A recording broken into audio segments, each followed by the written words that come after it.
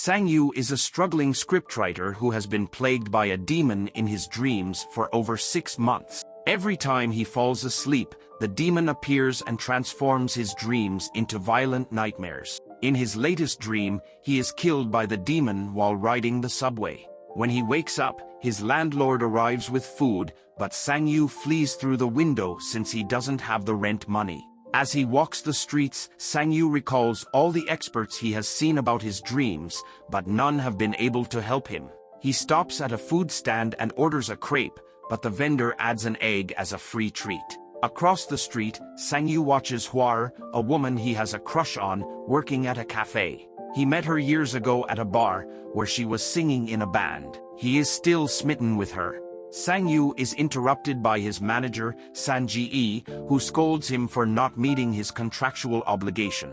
Despite Sang-yu's explanation about his insomnia, San-ji-e demands that he completes the script within 10 days. When Sang-yu returns to his apartment, he finds that he has been evicted and all his belongings are in the hallway. Sang-yu goes to a cafe to write, but hunger overtakes him and he falls asleep.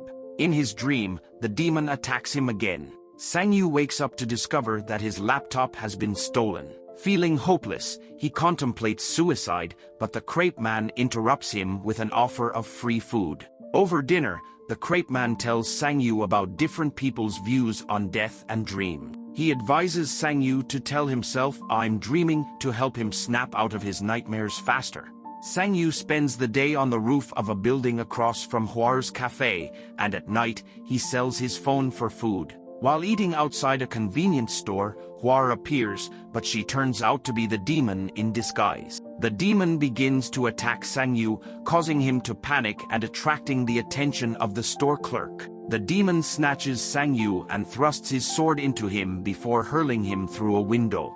However, Sang-yu clings onto the weapon and recalls the crepe man's advice, realizing he is dreaming.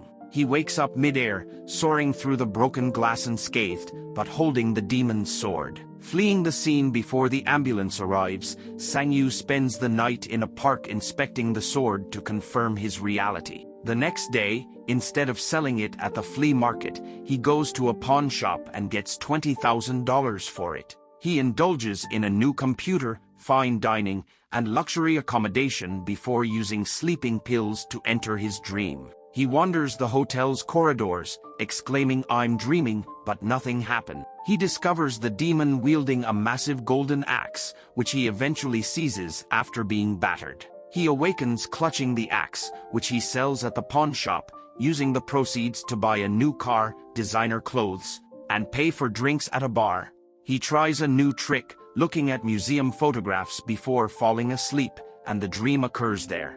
The demon reappears, brandishing a firearm, and Sang-yu dodges bullets before being killed. He revives, swallows a pill, and resumes running, successfully acquiring 2 antiques before waking up. The antiques are worth $2 million, and he sells them to collectors before meeting San-ji-e, whom he treats to an upscale meal and returns his script investment, revealing he has quit writing. Sang-yu visits Hwar's cafe, asking about her decision to sell. She said because of the lack of clients and the large number of debts.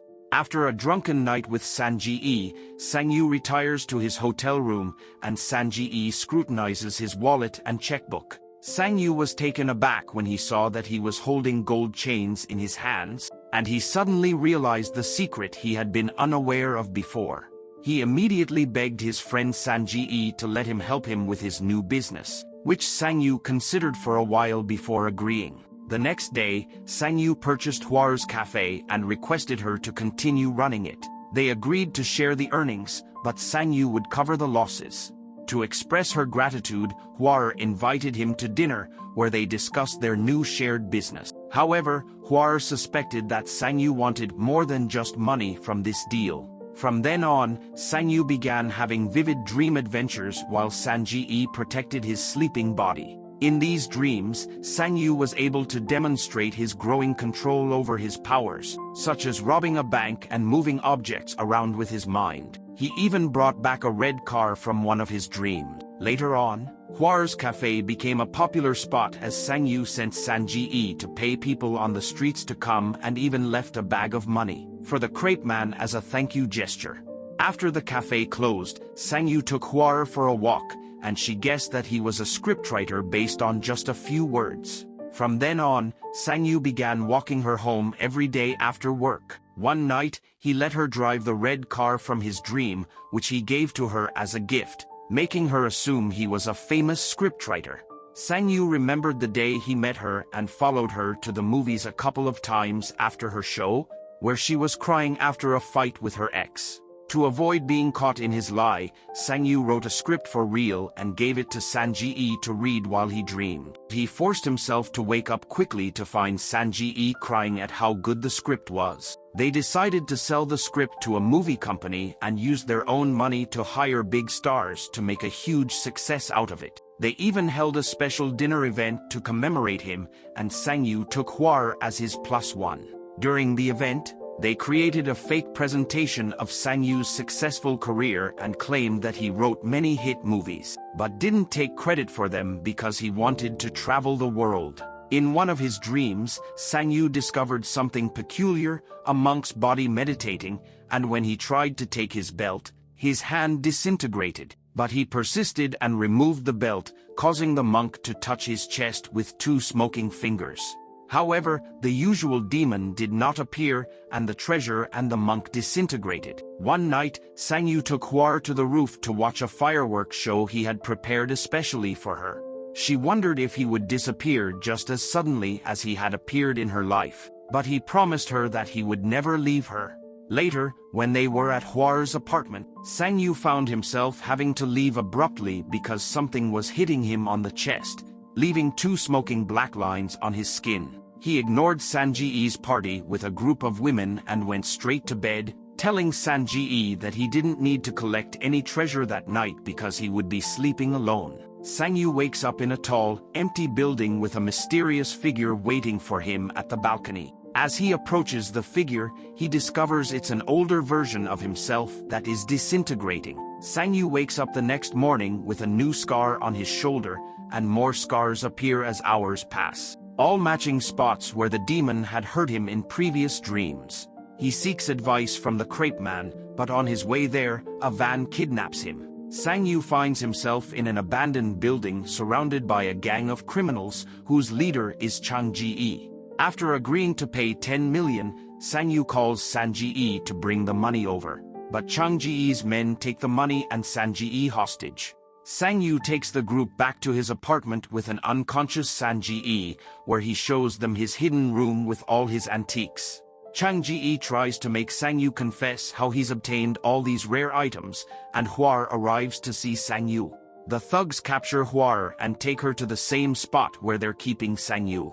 Chang-ji teases her, trying to get under her skin by pointing out Sang-yu's lies. As punishment for his indiscretion, Chang-ji beats up one of his men while Sang-ji secretly wakes up. When Chang-ji turns to Hwar next, she kicks him in self-defense, and Sang-ji hits the man holding her down with a vase. Sang-yu bites the thug holding him and manages to escape, but not without getting stabbed first. The 3 of them run away, but the men catch up with them on the stairs. Sang-ji sacrifices himself by staying behind and distracting the thugs while Sang-yu and Hwar escape. One of the thugs captures Sang-yu and Hwar upstairs, beating them up and tossing them around without even caring that Sang-yu stabs his back with a dagger.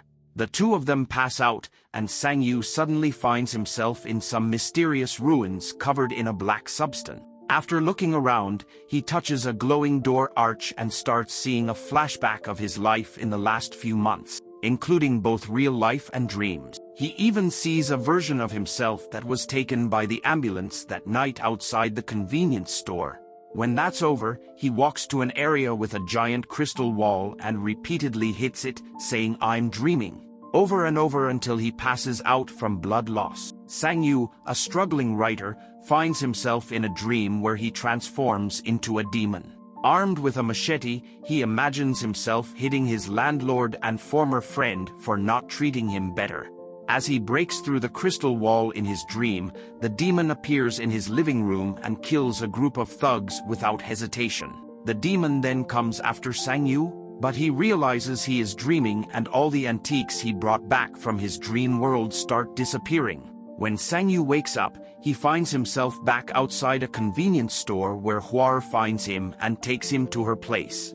Over some noodle soup, she encourages him to pursue his dreams of becoming a writer and offers him a job at her cafe. Sang-yu is touched by her kindness and starts working at the cafe. One day, Sang-yu meets with his former friend Sang-ji to return his money because he can't write on demand. Sang-ji is impressed with one of Sang-yu's old scripts and sells it, giving Sang-yu even more money. Sang-yu is now content with his life and goes to order some food from a crepe man. The crepe man shares his own experience of having the same power as Sang-yu, but realizing that a humble life is preferable.